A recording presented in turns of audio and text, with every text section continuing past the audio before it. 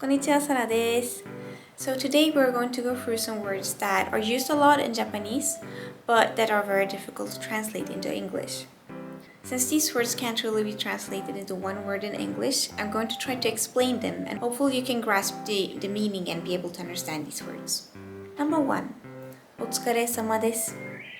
Otsukare-sama desu is a greeting that is usually used in two contexts. One is when greeting colleagues at your work, usually people who are in a higher position than you. If you meet someone at your workplace during the day, you can say otsukare-sama desu as a way to say hello.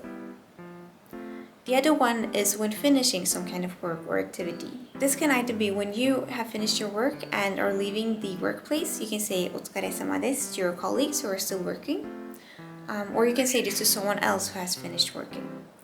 And in this case, this is kind of a way to say thank you for your work.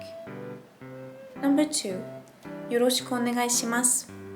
Yoroshiku Onegai shimasu is mainly used in 3 different contexts, but they all have something to do with starting something new. The first one is when meeting a new person, you will say Yoroshiku Onegai shimasu after introducing yourself. This is kind of a way to say that you hope that this will be a good relationship. The second one is when starting to work on something with someone else. In this case, you will both say Yoroshiku Onegai shimasu to each other as a way to say that let's do our best when working on this. The third one is when asking someone to do something for you. In this case, Yoroshiku Onegai shimasu is both used to ask someone to do something for you and at the same time kind of thanking them in advance. Number 3, Ojama shimasu. Ojama shimasu is used when entering someone else's home, and you say this as soon as you open the door to go in. The translation is something like, I'm bothering you or I'm in the way, but this is just used to show respect when entering someone else's space. Number 4, kodawari. Kodawari is kind of a strong preference or something that you stick to. It can also mean picky or fussy, but it's usually in a good way. For example, you can say, 私は服にこだわりがある. This means I have strong preferences when it comes to clothes. You can also say, カレーはスパイスにこだわる. In this case, you would be saying, I'm very specific about the spices in my curry.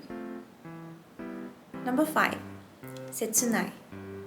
Setsunai is kind of a very deep sadness or sorrow, and it's the kind of sadness that make your heart ache.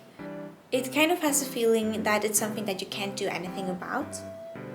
There's another word in Japanese, kanashi, that also means sad, but this word you can use in any context. Setsunai you would only use when it's something very serious that you're sad about. It could, for example, be if you failed a very important test or if someone close to you has passed away. So today we introduced a few words that are very difficult to translate from Japanese into English. I tried my best to explain these words, so I hope that you kind of got the meaning. But if you want to really learn these words, it's very important that you try to use them in the right contexts. I hope you learned something new today, and if you have any questions or comments, just leave them in the comment section below.